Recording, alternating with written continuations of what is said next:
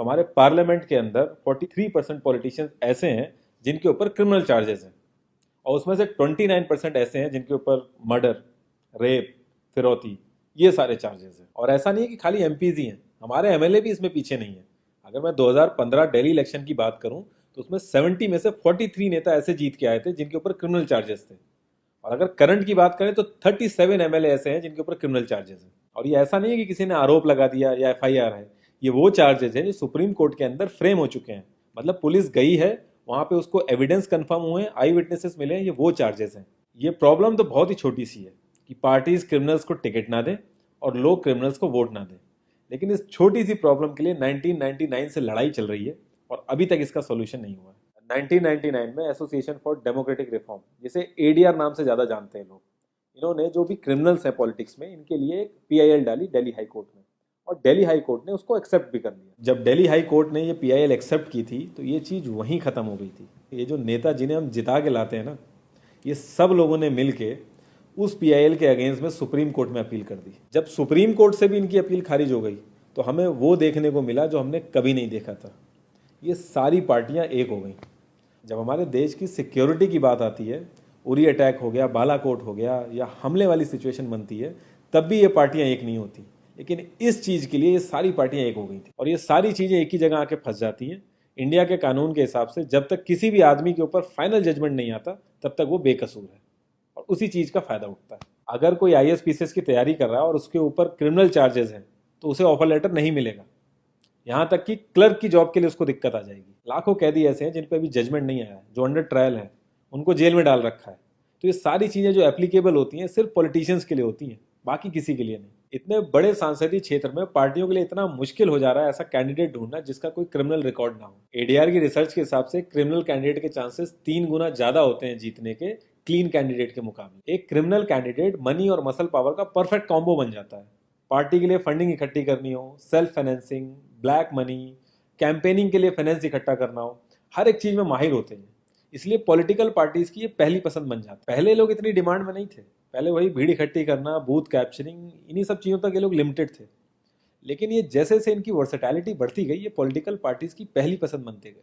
यार पार्टीज की मजबूरी तो समझ में आती है, लेकिन कास्ट और सिस्टम फेलियर की वजह से लोगों की भी मजबूरी बन जाती है इनको वोट देना। आज की डेट में यार एफआईआर करने के लिए भी आपको जुगाड़ की जरूरत होती है, लेकिन वहीं अगर आप अपनी कास्ट वाले नेता के पास जाओगे तो आपका काम हो जाएगा, थोड़ा बहुत आपका हिसाब किताब देखेगा, आपका काम कर देगा वो।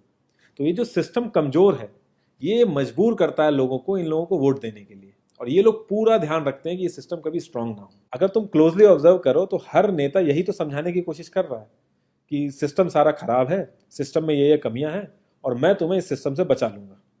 और गरीबों के हक के लिए लड़ते लड़ते लड़ते वो खुद अमीर हो जाता है। यार जीतने का एक सुपर हिट फॉर्मूला है, एक एरिया डिसाइड करो, उस एरिया की कास्ट कैलकुलेशन कर लो, जो कास्ट मेजोरिटी में है उसका रॉबिन हुड टाइप या एक बाहुबली टाइप एक नेता खड़ा कर दो। जो सिस्टम काम नहीं कर पा रहा है वो काम तुम करने लगो, लोग तुम्हें वोट देने लगेंगे। इन केस अगर कोई ज़्यादा होशियार बन रहा है या लोगों में ज़्यादा समझ आ गई है तो एक छोटा सा दंगा करा दो, लोगों की मजबूरी बन जाएगा तुम्हें वोट करना। Centre for media studies CMS, इसके हिसाब से लास्ट लोकसभा जो 2019 का था उसमें 50,000 करोड़ से भी ज़्यादा पैसा इन्वॉल्व था। पूरे वर्ल्ड में इंडिया सबसे ज़्यादा पैसा खर्च करता है इलेक्शन में, यूएसए से भी ज़्यादा।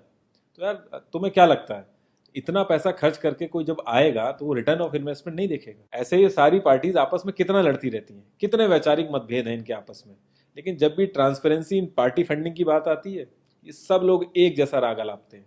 ये लोग कभी भी पार्टी फंडिंग में ट्रांसपेरेंसी आने ही नहीं देंगे। एक बार जब ये लोग पावर में आते हैं ना तो पूरा का पूरा सिस्टम इनके हिसाब से चलता है, और जो पुलिस वाले इनके हिसाब से नहीं चलते ना उनका ट्रांसफर हो जाता है। 144 पुलिस ऑफिसर्स 1 लाख लोगों की सिक्योरिटी देख रहे हैं, और जब हमारे नेताओं की बात आती है तो 47,000 पुलिस वाले 14,842 नेताओं को सिक्योरिटी दे रहे हैं। अब बाहुबलियों को क्या जरूरत है सिक्योरिटी की? कभी किसी क्रिमिनल को देखा है जिसके आगे पीछे आईएएस पीसीएस पुलिस वाले जी हजूरी कर रहे होते हैं? बहुत ही वर्स्ट सीन होता है वो।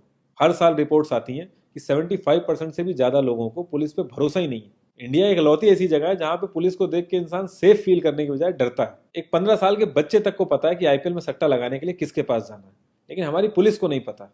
और ये सारा सिस्टम, ये जो वीक सिस्टम है, हमारे नेताओं को बहुत सूट करता है, क्योंकि जिस दिन ये स्ट्रांग हो गया तो इन सब की दुकानें बंद हो जाएंगी। इंडिया की 65% आबादी 35 की एज से नीचे है, जो हमारा लोकसभा है उसकी एवरेज एज है 54 और राज्यसभा की एज 63.5 है।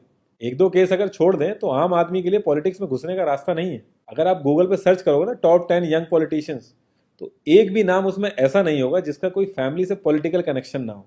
आज़ादी के बाद से 0.5% से भी कम पॉलिटिशियंस ने अपने बच्चों को आर्मी में भेजा है। वहां नहीं भेजते ये लोग। हम लोग इनसे मैनिफेस्टो में डिमांड ही कहाँ करते हैं। हम तो बस रिलीजियस मुद्दे देखते हैं मैनिफेस्टो में और खुश हो जाते हैं। इंडिया ने ब्रिटिश पार्लियामेंट्री सिस्टम अडेप्ट किया और उसमें एक बहुत ही इंपॉर्टेंट चीज़ है शेडो कैबिनेट, वो हमने छोड़ दी। इसके बारे में बहुत ही कम लोगों को पता है और ये लोग हमें पता लगने भी नहीं देते। तो इसमें होता यह है कि अगर मैं फाइनेंस मिनिस्ट्री का ही एग्जाम्पल लूँ तो जो भी रूलिंग पार्टी का फाइनेंस मिनिस्टर है उसके पैरेलली एक ऑपोजिशन का भी फाइनेंस मिनिस्टर असाइन हो जाएगा और जो रूलिंग पार्टी का फाइनेंस मिनिस्टर है उसकी एक्टिविटीज़ को ऑपोजिशन का फाइनेंस मिनिस्टर लोगों तक पहुंचाएगा।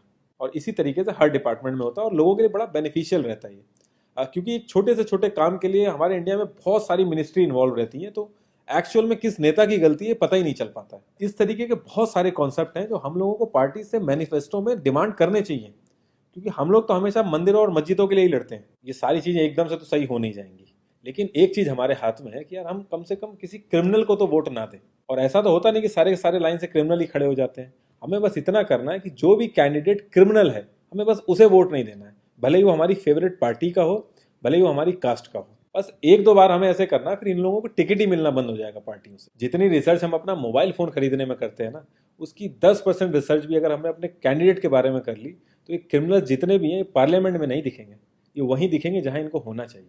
लास्ट में एक ही क्वेश्चन पे मैं इस कॉन्वर्सेशन को एंड करूंगा कि पॉलिटिक्स अगर समाज सेवा है तो सैलरी क्यों, और अगर नौकरी है तो एग्जाम और क्वालिफिकेशन